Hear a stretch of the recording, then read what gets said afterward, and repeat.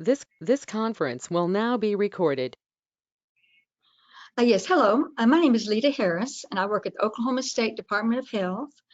I'm here today to teach you a little bit about food safety. Some of these things we're going to talk about will be pretty elementary for you. Some of them are just common sense. Some of the things you may have not thought of, or maybe not thought of them for a long time. I'll tell you, first of all, a little bit about my background before we get started. I started working in the food industry when I was 13 years old. My parents had a little 7-stool diner in Weatherford, Oklahoma. And after I graduated from college, when I was 21, I moved to Lake Tahoe, Nevada, and I worked in a casino called Harvey's Resort Hotel and Casino. I worked there for 26 years. The last 13 years, I was a food and beverage supervisor, and I was responsible with other supervisors for over 150 employees. So I've kind of saw the other end of the food industry. In 1998, I moved back to Oklahoma, and I started working at the Oklahoma State Department of Health. Since that time, I've had the privilege of teaching food handlers classes throughout the state. I've taught in several different venues, of course, restaurants, schools, hospitals, long-term care facilities. I've taught food handler classes. And also our prisons in the state of Oklahoma, all the way from the work centers to maximum security. In fact, the prisons is probably one of the most interesting places I've taught food school. At first, I was kind of scared to go in there, but like anything else, you get used to it. So as long as you're nice to the inmates, you get out of there with all your body parts. So I'm kind of joking, of course. And the first thing we'll talk about, which is the most important thing to start with, would be hand washing. Doesn't matter if you're going to wash your hands. It doesn't matter if you're going to just wash your hands to serve yourself food, or if you're going to serve food to someone else. You're going to have proper hand washing, and that starts with the hand washing sink. You're not allowed to wash your hands in any other place besides the hand washing sink. Therefore, do not, if you see someone washing their hands in the dish sink, or they're washing their hands in the food prep sink, that is not correct. Hand washing sink only to wash your hands. You want to make sure that your hand washing station is equipped at all times with your soap, your paper towels, if that's what you're going to use to dry your hands, or your air dryer, and hot and cold water. That sounds kind of funny to say, but I have been to some places, not very often, thank goodness, that did not have any hot water. That's considered an intimate health hazard not to have hot water. So you want to get the water as hot as you can stand it. About 100 degrees is good. Lather up. You actually have to put some friction on your hands. Front and back between your fingers. You want to scrub your hands kind of hard. You can stop at your wrist if you'd like. If your arms are exposed, you can go ahead and wash them all the way to your elbows. Rinse them off. And again, a paper towel or air dryer only. So that means do not dry your hands with anything cloth. Some people use those little cloth hand towels at home. They can do what they want to in their own kitchen, obviously, their own home, but in a licensed kitchen, a licensed facility, again, you only dry your hands with the paper towel or the air dryer. This time temperature control for safety food, that means the same thing as a potentially hazardous food. The types of potentially hazardous foods are high in protein. Everybody realizes that, high protein, like your meat products, your beef, your poultry, those type of products. Plant origin, heat treated, your beans, rice, potatoes, spaghetti. Those kind of foods will be okay in your cupboard. But when you put water with them, or maybe chicken broth, however you're going to cook that product, then you go from a non-TCS food or a non-potentially hazardous food to a food that might potentially make you sick. Since that's such a long term, we usually shorten it and just say a TCS food. So you have to handle that food differently once you put the liquid with it, of course, because it's not a dry substance, not a dry food anymore. The temperature danger zone. You've probably heard people talk about the temperature danger zone. The temperature danger zone is between 41 degrees Fahrenheit to 135 degrees Fahrenheit. Now you might think, well, I thought it was 140 degrees Fahrenheit on the hot side. It used to be. It was lowered to 135. I assume the Food and Drug Administration or the scientists decided The bacteria didn't grow that much between 140 and 135, so therefore they decided it was okay to lower it that 5 degrees. So they'll make it easier for industry to maintain the internal temperature of the hot food, 135 again, because it's 5 degrees lower. So danger zone is 41 to 135. So therefore you want to keep the food out of the danger zone as much as absolutely possible. Bacteria goes very rapidly between those temperatures. And the most fastest it grows will be at your body temperature, 98.6. So again, you want to keep the food out of between those two temperatures as much as you can. They talk about it like pass it through the danger zone as quickly as possible. And after 4 hours, that food's considered to be unsafe. You think, well, 4 hours seems like a long time, but remember, other people had a hold of that food before you received it. You know, the food's been processed, people's had the food working on it at room temperature. The person, driver of the truck, hopefully his truck's cold enough when he brings it to your grocery store or the company where the food's going to be shipped to you. If you're buying if it's for food that you're serving for your own personal use, having for your own personal use, you'll go to the grocery store, you'll have it in the cart, you'll have it in your car, you'll go home, you'll put the food away, you may prep it and leave it out at room temperature on the counter when you're prepping the food. All that time adds up. You may have 10 minutes over there, 15 minutes over here. Again, it all adds up and you have to think about that. So therefore, again, when you get a hold of that food, you want to keep it out of the danger zone as much as absolutely possible. We'll talk about briefly about a few of these bacteria here, and there's one little parasite. There's more than these that can be in the food, but we'll talk about these. Salmonella, most people think about poultry when they think about salmonella. You know, or chicken, you know, turkey, pheasant, people that go hunting, eggs. Used to, when I was young, you go to the grocery store and you see eggs sitting out on the end counter. You know, racks and racks of eggs. At that time, I guess everybody thought it was okay for them to be sitting out there. Again, in the danger zone. As long as that shell wasn't broken, they were good. Now the scientists tell us we have to keep our eggs in the refrigerator, 41 or below. E. coli bacteria, maybe some of you, I don't know, probably some of you aren't old enough to be alive yet when this happened, but in the early 90s, there's some children that died from undercooked hamburgers because the E. coli was in their hamburgers, and it was at Washington State at a Jack in the Box. Now, I'm not saying anything bad about Jack in the Box. In fact, it's probably the safest place to get a hamburger after this tragedy happened. Several small children, like 3 or 4 year olds, died from eating undercooked beef. E. coli bacteria is found in the intestines of cattle.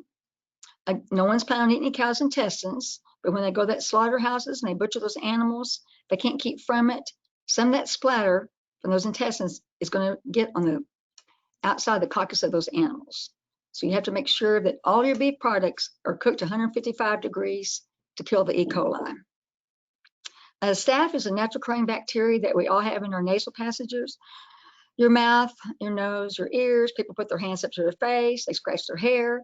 They come back in, or scratch their head. Come back in, start working with food. Whatever's on their hands can get in the food and then can be in someone else's mouth. So again, that's where proper hand washing comes in.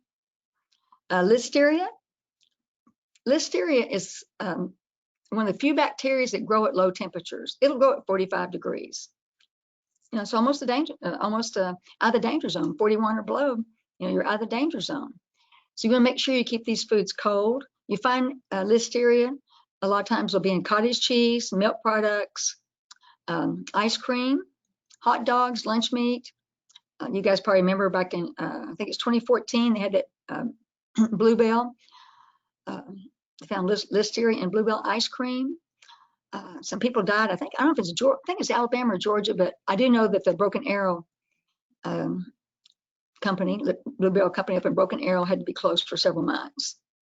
So it was a terrible thing that happened there.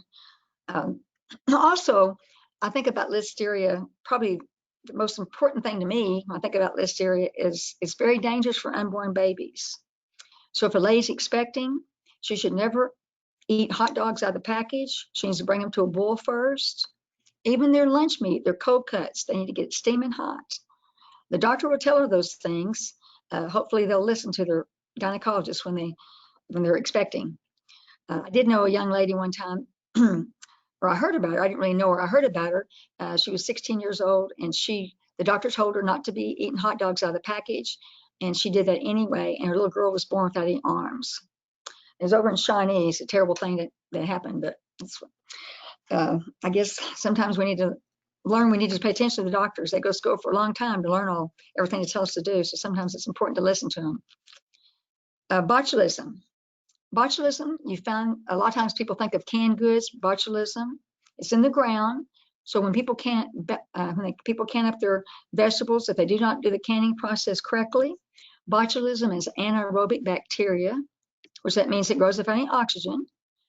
So if you do not kill it by these pressure cookers, when you cook your product and you put it in an anaerobic environment, like a can or maybe a people home can, a jar, with the seal lid, if they do not kill it before they put it in an anaerobic environment, it's going to form a gas in that can. So if I got a gas in my can's going to swell. They call them poppers a lot of times. They can put their thumb on them and they'll pop back up, or they might be swollen the sides. If you ever see cans like that, ever, even for home use, anywhere in your facilities, make sure you pull it to the side. Don't open them. Don't smell them. And please, please don't taste it. Don't taste that food in those cans that are swollen. This stuff will kill you. It's very, very, very deadly. It paralyzes you. So, you eat it and it'll paralyze your lungs and your heart. I'm not sure which it goes to first, but it paralyzes you, and people can die from botulism. And it's very, very poisonous. It takes just a little tiny bit to kill thousands and thousands of people. Baked potatoes will be in the soil. You wash them, you bake them. But if you leave them out in the danger zone all night long, that's not a good idea. It's okay to reuse your baked potatoes, but you want to put them in the refrigerator and in a cookie sheet. Don't put them all bunched up together in a pan. Spread them out on a cookie sheet so they'll cool down in the appropriate amount of time. And we'll talk about that here in a little bit, about how to cool your food down. Okay, trichinella is a little parasite. We don't hear a lot about this in our country. Third world country, maybe more so. It's a little parasite. Sometimes it can go through your stomach. It's in intestines of hogs. If you do not cook the pork to the right temperature to kill it, you eat it, it can go through your stomach wall, and you can see a little parasite. Sometimes it gets right underneath your skin. You go to the doctor and take it out. It's kind of gross, but not going to kill you. I did meet a lady one time that was a nurse here in Oklahoma City, and she had, this young man came in there. She said he was 22 years old from Mexico. They could hardly speak English, and he was deathly ill. And they, in fact, he died in the hospital, and they did an autopsy. And she said he had trichinella parasite that ate about half of his brain. So I'm not trying to make you not want to eat pork, or try to scare you. Just make sure that you don't eat it undercooked.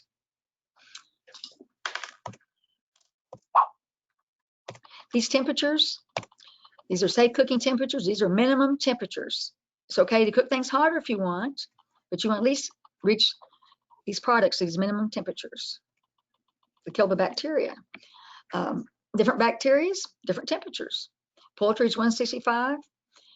Ground beef is 155. Roast beef is 130. Some people say, well, that's both beef products. What's the difference? And splatter from the E. coli, like we talked about a while ago, that splatter from the E. coli is going to be on the outside of that intact piece of muscle meat. So if you have a steak or roast, the outside is going to get the hottest when you cook it. So it's going to be 155. It's going to kill the E. coli. But when you grind that product up and make ground beef out of it, now the E. coli is in inside of that product. So the inside temperature has to be 155 if you grind up beef. I think that makes sense. Freezing is 32 degrees. You want to keep your frozen products 0 or below. You want to make sure your frozen products stay rock solid hard. If you pull a package of hamburger meat out of your freezer and it looks kind of funny, and you push down on it with your thumb and your thumb kind of stays dented in where you pushed on it, then that's a sign that your freezer is not keeping your food as cold as it's not keeping it frozen like it should be. Safe holding temperatures. You have your hot hold temperature and your cold hold temperatures. All this is both sides of the danger zone. Okay. So you have a buffet going on. You'll have your steam tables. The internal temperature of your hot food needs to be 135 or above. Again, you want to keep the food out of the danger zone while it's sitting out, maybe in your buffet line. It might be out there for several hours. Remember, you only have 4 hours for the danger zone, not 24, right? So in your cold hold temperature, you'll make sure it stays nice and cold. Make sure it stays 41 or below.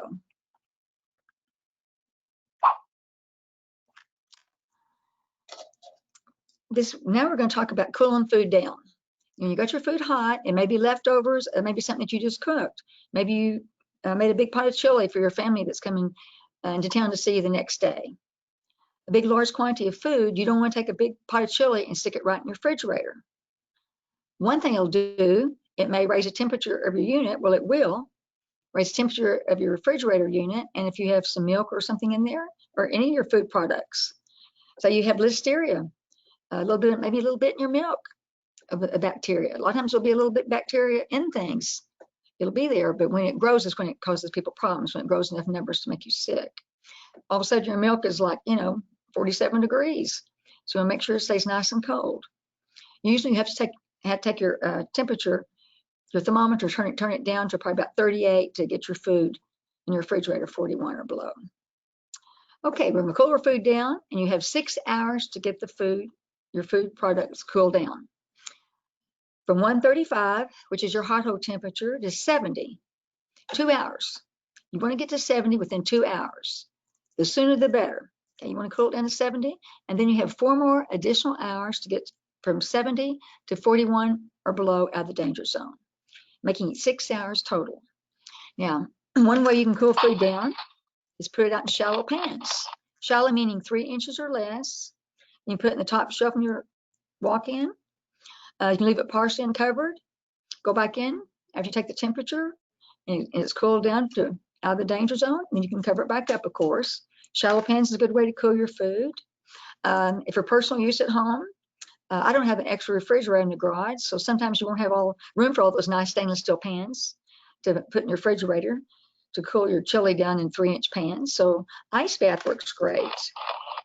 You can put your pot of chili, for example, in a larger pan, or you can clean out your sink and put ice and cold water in your sink, and then set your pan of chili in your sink. Get you a long wooden spoon.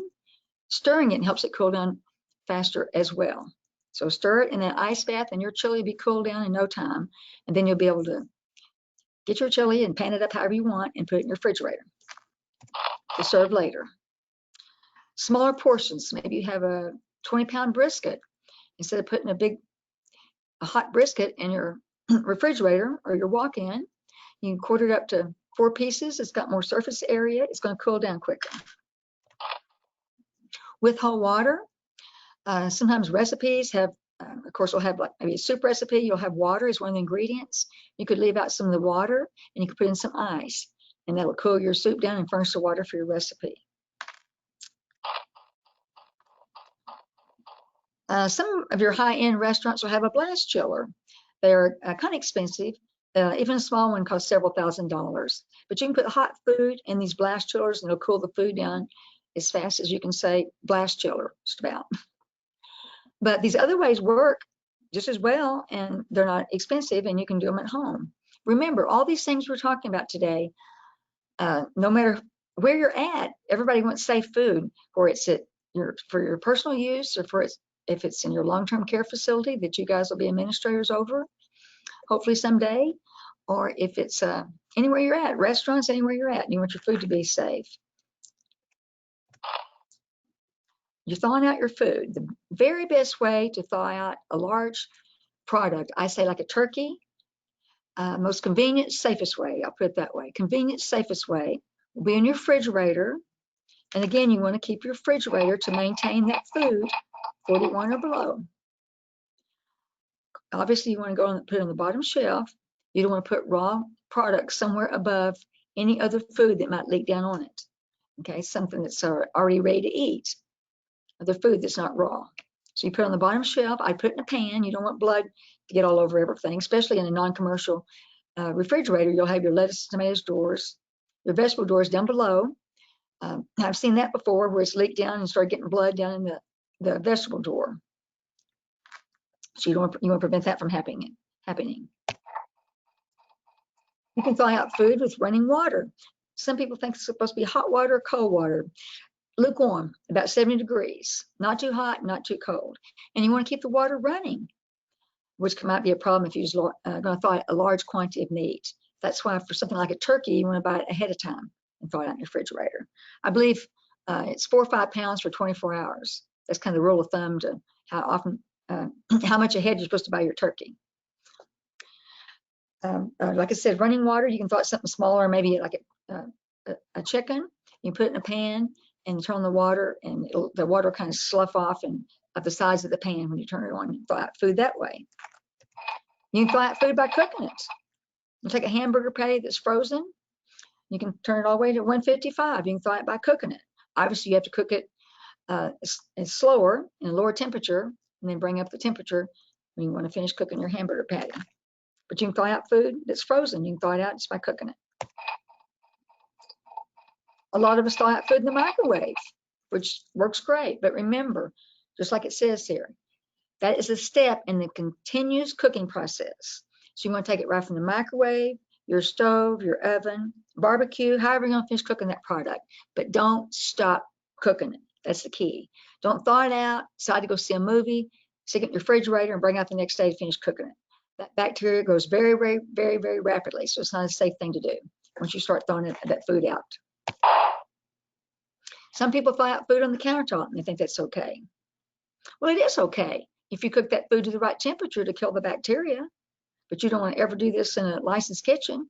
I wouldn't even recommend it doing it at home. I know our grandmas used to thaw out their turkey on the countertop. No one ever got sick at grandma's house. Most of our grandmas were great cooks. They probably didn't even own a thermometer. If they did, they didn't know where it was at, maybe. My grandma probably didn't. They just wiggled that little leg and thought that turkey was good, thought it was done. Nobody ever got sick there. A couple things could have happened. Again, grandma, good cooks, they got the turkey to 165. So she killed all that salmonella that she'd been growing for hours, maybe even all night long, leaving that turkey sit on the countertop. So she killed it so no one got sick because she cooked it to the right temperature. But part of that turkey was a little bit, maybe not quite cooked at the right temperature to kill the salmonella. Maybe the thickest part of that product, maybe up by the thigh, and someone ate that, they could have got sick. Obviously, younger people, older people, people with a compromised immune system is more in danger of getting sick from a foodborne illness than someone that's young and healthy. And also, the other thing that could have happened, besides grandma cooking at the right temperature, is not everybody is going to get sick the same, like I just mentioned.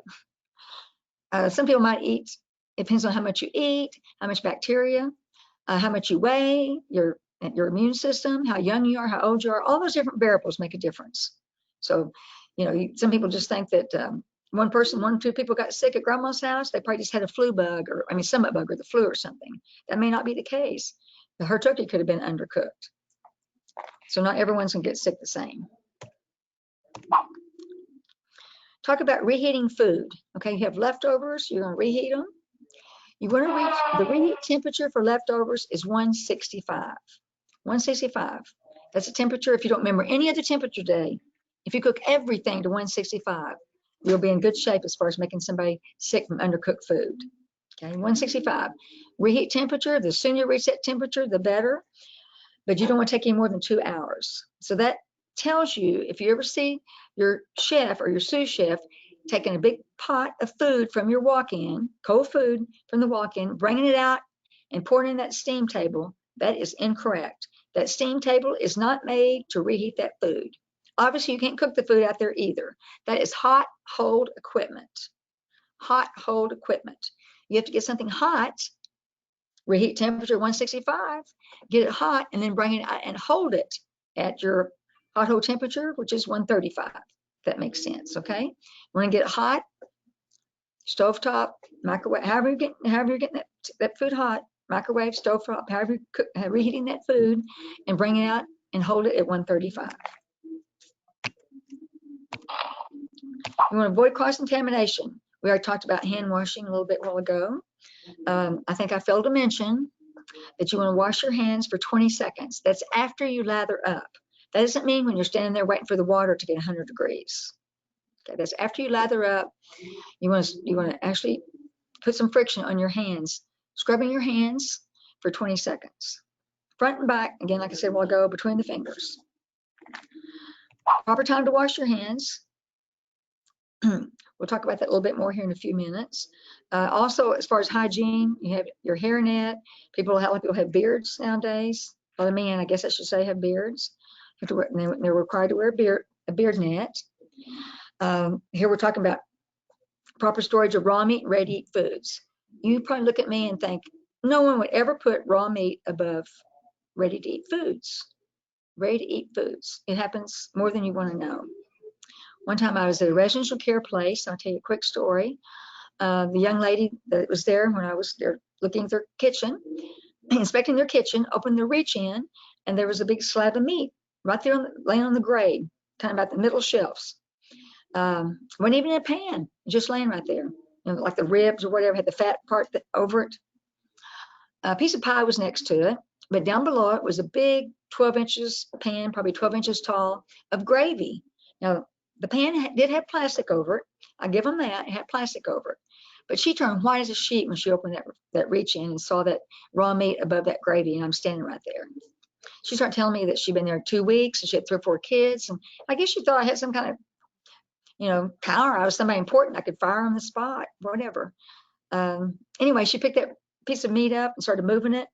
And that blood from that meat fell on that plastic and it popped up. That blood went up in the air about 10 to 12 inches. Yeah, she was pretty upset about it.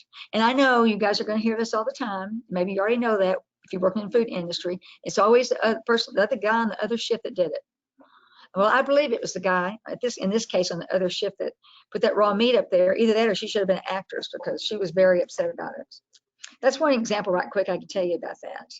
Just remember, anything raw never goes above your cooked and ready to eat foods. And in your walk-ins, you'll have one side for your raw meat and eggs, and you'll have your other side for your ready to eat foods.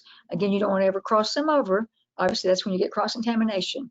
You don't want to put, your salad, your lettuce and salad cut up vegetables, raw vegetables underneath your hamburger meat. I don't care if the hamburger meat's frozen. You don't want to ever do that. Okay, don't ever get mixed up and put it on the wrong side of the reach in or the walk-in. Cleaning and sanitizing equipment. I used to show this film in my food school classes, and this lady had a cutting board and a knife, and she's cutting up a raw fish. She was chop, chop, chop, and then she had a cloth laying here just in the danger zone. This cloth is supposed to be stored in sanitizing solution only, not detergent in solution, sanitizing solution only. But it wasn't. It was just laying there. She picks it up. She wipes off the cutting board and the knife after she gets to cutting up the fish. And then the next picture, she didn't wash them or anything. She just wiped them off. The next picture was this big, huge pan of lettuce all chopped up. And then they had a picture of a dead fish laying on top of this lettuce. It had the head, the eyeballs, the whole 9 yards.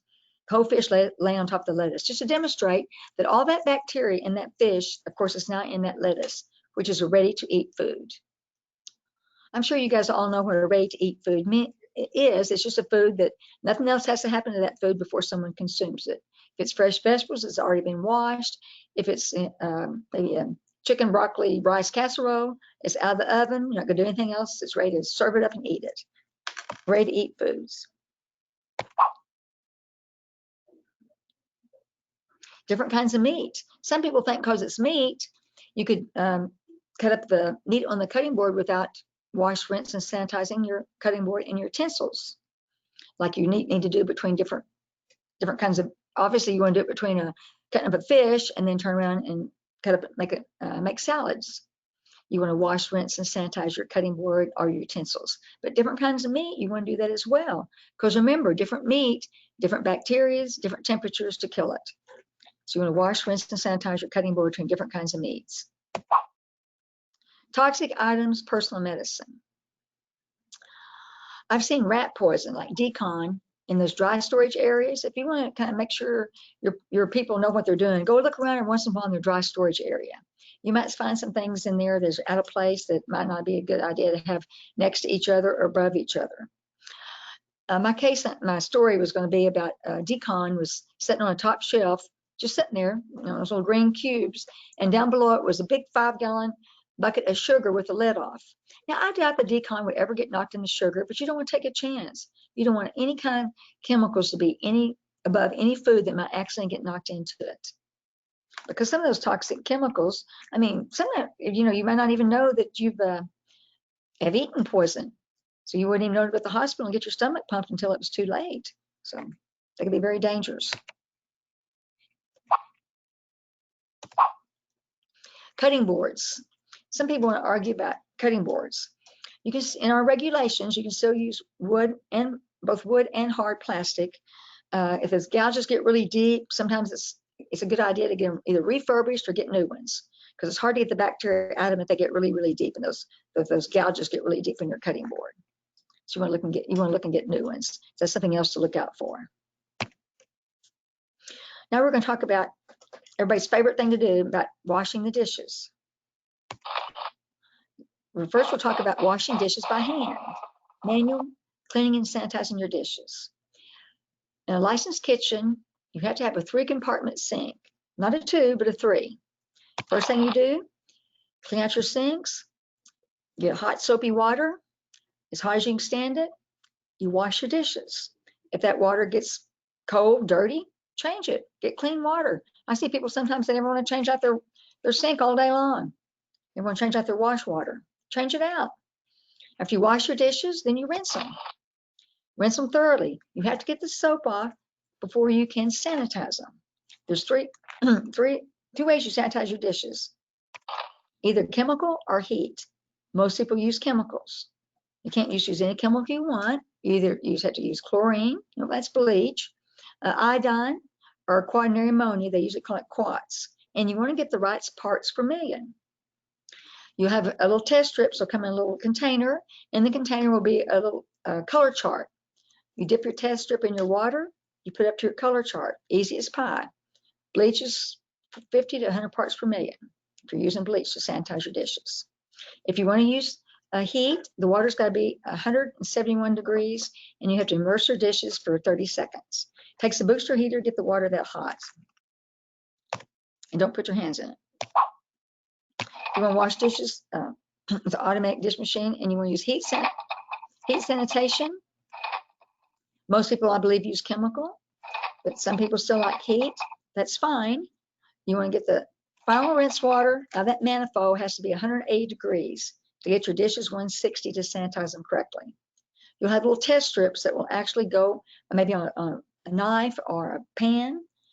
You'll put that on there, and when you run it through the dish machine, it'll either turn black or either orange. It depends on how the test strip's made, and that tells you that your dishes have reached the right temperature to be sanitized correctly, to reach the 160.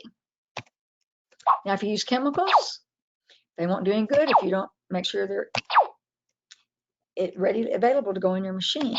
They're automatically dispensed in the machine. And if you have chemical sanitation, you don't want the water to be too hot. Excuse me. You don't want it to be above 140. If the water's too hot, it'll break the chemicals down and they won't work correctly. Like bleach will just evaporate, for example. But again, they're automatically dispensed. They have tubings. Sometimes that tubing gets old, it breaks, gets cracks in the tubing. Sometimes where it's twisted around on the top, they have little knobs. Sometimes that gets, worn out. So my point is, you need to check your machines once a day, every day, to make sure you're getting your chemicals in your machine. Also, make sure your machines are getting hot. You want to check them once a day. Make sure they're working correctly. You may ask your people, might be your policy to check the machine every time you do dishes. That's fine. But in our regulations, our food regulations, it's required to at least check them once a day. Make sure the chemicals getting in the machine. Proper time to wash your hands. Like I said, we already talked about washing your hands, hot water, 20 seconds. You want to wash your hands when you first get to work. People come to work and they're all clean and they got a clean uniform on, hopefully. Clean apron. Maybe they're washed their hair that morning, they're looking good. But as soon as you get to work, you want to wash your hands. And you want to wash your hands, remember, in the hand washing sink only. So when you first get to work, you want to wash your hands. Between different food groups, you handle something raw, handle something that's not raw, you want to take the time to wash your hands. If you are wearing gloves, you would want to wash your hands before you put your gloves on. It becomes necessary, when it's necessary to change your gloves, take off your gloves, wash your hands, and put your gloves on again. Between different duties, you don't want to take out the trash, come back in and start handling food without washing your hands. Like I mentioned earlier, a lot of this is just common sense. And caring about making someone else sick, I guess you need to think about what would you want somebody else to do if you were getting ready to eat that food? And then you do that accordingly. Smoking, putting your hands up to your face, eating, you want to make sure you wash your hands before you start handling food. Going to the bathroom. You want to wash your hands after you go to the bathroom. You don't say, oh, Leeta, everybody does that. Not necessarily. People get in a hurry. I'll tell you another quick story. I was up in Bonita one time getting ready to go to the prison up there, and I stopped at McDonald's to get something to eat. I went to the bathroom, washed my hands. I was at the sink washing my hands. A lady came out of the stall. I mean, she's older than me. She should have known better. She had white hair too. She comes out of the stall. She just turns, walks out the bathroom door. I give him one of these. It's like, I couldn't believe she just walked out of there with that. She didn't get to come over by the mirror, even give him one of these, see how cute she used to be. Nothing. She just kept walking. So of course I finished washing my hands and I followed her. The guy behind the counter said, what would you like to eat? I said, hang on a second. I was kind of dogging her. I kind of bent down so I could watch her to see where she's going. I was trying to give her the benefit of the doubt. I thought maybe she was going to go in her office. Maybe she was the manager. She still should have washed her hands, but I was trying to cut some slack. Go in there, maybe start, figuring the FICA or whatever. But none of that wasn't the case. She walked right up to a big thing of lettuce and started putting her hands in the lettuce, just dipping it up with her hands. She didn't wash her hands in the bathroom, nor did she wash her hands when she got to the food prep area. She should have done both. When you go to the restroom, you wash your hands before you do the restroom. And then when you get to the food prep area, you wash your hands again. Doesn't matter that you use your paper towel to turn off the faucets and open the doorknob. Those are all good things to do, definitely. But when you get back to your food prep area, you want to wash your hands again in the hand washing sink. Your customers aren't going to all be in the bathroom with you, so perception is a big thing. But plus, you may touch something walking from the bathroom to the kitchen, or without even realizing that you touched something. So hand washing is a biggie. These are the 5 diseases that's transmitted through food. Okay, Salmonella, Shigella, E. coli, hepatitis A, and norovirus. Norovirus was added, I don't know, been a long time ago now, I guess. In 2006, hepatitis A is a virus of the liver, which you guys will all probably know more about than I do. Fecal oral is how it's transmitted. So again, people go to the bathroom and they don't wash their hands properly. I know people have been vaccinated, but I believe the state law is before they enter the 7th grade in Oklahoma. Not everybody, it wasn't the law when I was in the 7th grade. I've been vaccinated now because I work at the health department, but before that I wasn't. Still a good idea, obviously, to wash your hands. You have to go to the restroom. Norovirus, you hear about norovirus sometimes on the cruise ships. I think Princess Cruise has had some norovirus outbreaks that cost the company lots and lots of money. It's hard to get rid of these, the way I understand it, these viruses. They have to kind of practically take everything out and rework it, rebuild it, whatever, to get rid of these viruses. Costs the company a lot of money. But obviously you don't want people to get sick from any of these diseases. And again, stop and think. I want to wash my hands. I don't care how busy I am. I don't care how many customers I have. I have to wash my hands before I start handling food. Even if I'm going to eat it myself. Again, wash your hands. I can't preach that enough. The person in charge needs to show some kind of, a demonstration of knowledge that they know about food safety. It may be a good idea. You may want to send your employees that work in the kitchen to food handler classes. Some of our counties are required to have food handler cards or certificates before they can work in kitchens in those counties. That may be the case, or it may just be your policy. Or you may want to be proactive and do that. When a surveyor comes in your facility, they may ask some questions to whoever's in charge of the kitchen. They may ask some food safety questions to them. And again, they need to have a workable knowledge of how to handle the food safely. And they need to also instruct their other people that they work with, the people underneath them, if they're the supervisor in the kitchen. It's a good idea to instruct their employees. Sometimes people don't take time to do that. Again, that's why it might be a good idea. It might behoove you to send them to food handler classes. Now, if anyone gets any of these symptoms that's listed here below, it's against the law for them to be working in the kitchen. Okay, when they come and tell you, you're supposed to send them home. If they have diarrhea, vomiting, if they have sore throat, it may not be that big deal, but they have sore throat with fever, or if they're jaundice, they have the yellow around their eyes, their skin looks yellow. That's also a symptom of hepatitis A. It comes on later in the disease, the jaundice does. If you have a cut on your hand, or your arm, your finger, you want 2 layers between your cut and whatever your finger is touching, your hand's touching. Your Band-Aid will be 1 layer. They have a little thing called a little finger cot, or maybe a glove over the Band-Aid will be the 2nd layer. No one wants finding a Band-Aid on their hamburger or in their salad, especially if there's a little blood on that little white pad on the Band-Aid. People are going to freak out with you, and of course, rightfully so. People are scared of blood, and I don't blame them, so I would be too. Okay, I believe that's all the information I have for you today. I want to wish you good luck on all your study exams. I'm sure you guys will all pass them with flying colors, and you'll be out there working as administrator in our long-term facilities in the state of Oklahoma before you know it. Thank you very much.